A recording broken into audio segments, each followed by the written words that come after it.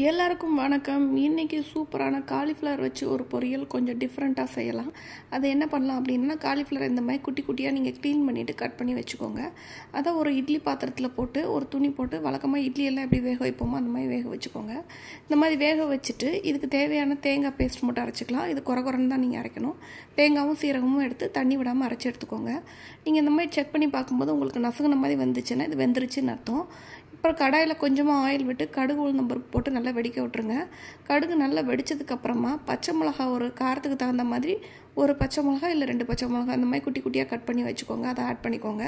அப்புறமா ஒரு பெரிய வெங்காயத்தை நான் குட்டி குட்டியாக சாப் பண்ணியே வச்சுருக்கிறேன். அதையும் இதில் ஆட் பண்ணிக்கலாம்.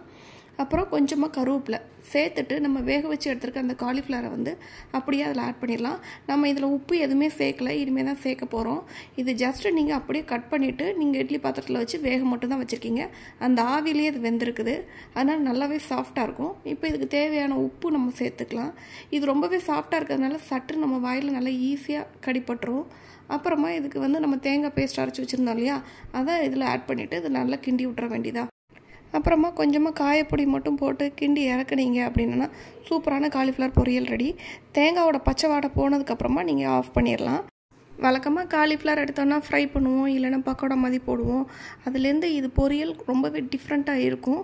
மறக்காமல் நீங்களும் உங்கள் வீட்டில் ட்ரை பண்ணி பாருங்கள். நம்ம காரப்பொடியெல்லாம் போடாததுனால எல்லாருமே சாப்பிட்ற மாதிரி தான் இருக்கும். தேவைப்பட்டால் நீங்கள் சின்ன பிள்ளைங்க இருந்தாலும் பச்சை மிளகா கூட கட் பண்ணிக்கலாம்.